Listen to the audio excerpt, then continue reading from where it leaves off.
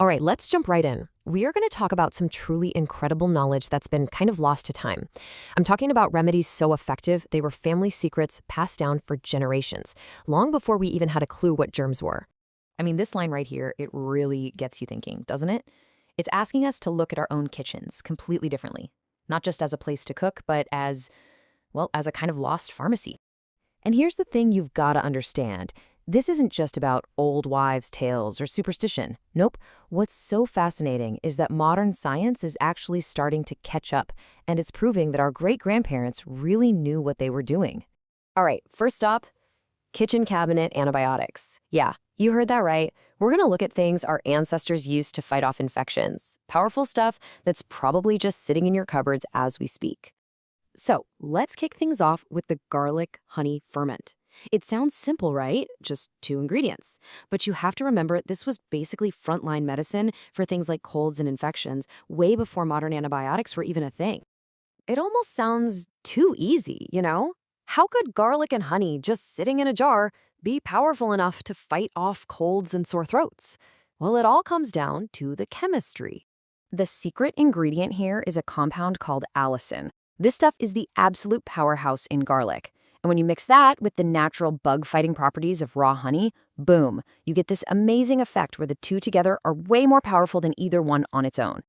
And making it is unbelievably simple. You just crush some garlic, cover it in raw honey, and let it ferment for a few weeks. It's a perfect example of a remedy that's all about patience, not fancy equipment. That fermentation process is what really transforms it and makes it so incredibly potent. Yeah, think of it as a slow cooker antibiotic. I love that line. It just perfectly sums it up, doesn't it? It's not static, it's a living medicine that just gets stronger and stronger the longer it sits. Okay, next up, we're moving from things you take internally to stuff you put on your skin.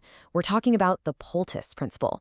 A poultice, it's basically this ancient way of pulling inflammation and other nasty stuff right out through the skin.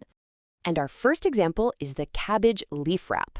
Now I know this one might sound a little out there, but trust me, people have been using cabbage leaves for centuries to bring down swelling from things like sprains or even arthritis. And here's the kicker.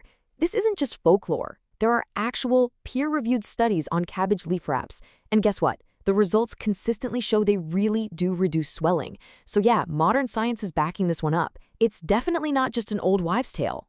Another amazing one is the charcoal poultice. For literally hundreds of years, healers would make this simple paste of charcoal and water, put it on infected wounds or bites, and it would just pull the toxins right out. Now check this out, because this is where it gets really cool. The old school way was using it on the outside of the body.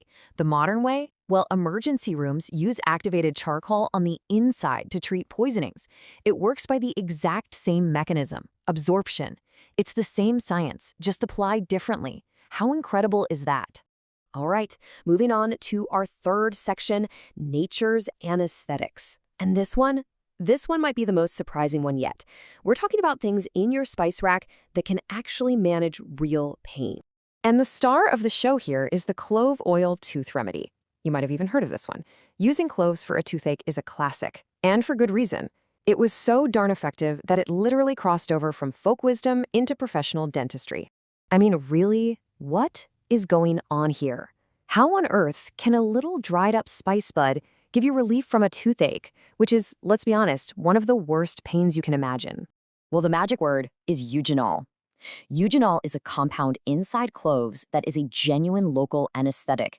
It doesn't just mask the pain, it physically blocks the pain signals from traveling up your nerves. We're talking real, measurable numbing power. And get this is the real aha moment. The traditional use was just pressing a clove on your tooth. But today, eugenol is a key ingredient that dentists use right now in things like dental cements and root canal fillers. So that ancient wisdom, it's literally in your dentist's office today. So let's pull back for a second. We've seen kitchen antibiotics, anti-inflammatories, even anesthetics. What's the common thread here? Let's talk about the big idea that ties all this wisdom together. See, none of these remedies are about forcing your body to do something unnatural. It's the opposite. They're all about supporting its natural systems. Your circulation, your immune response, your ability to heal. They're helpers, not bullies. So the core idea is pretty simple, really. It's all about supporting circulation, enhancing your immune function, helping your skin heal, and promoting natural drainage. The bottom line is, they work with your body systems, not against them. And that's really what you have to remember. This isn't just a collection of cute little tricks. This is wisdom accumulated over thousands of years of people just paying attention. It's an inheritance, a legacy of what actually works, passed down to us. And it leaves you with this one big question, right? This stuff used to be common sense. Everybody knew it. So if knowledge this powerful could be forgotten, it really makes you wonder, doesn't it? What else have we forgotten? What other wisdom is just waiting for us to find it again?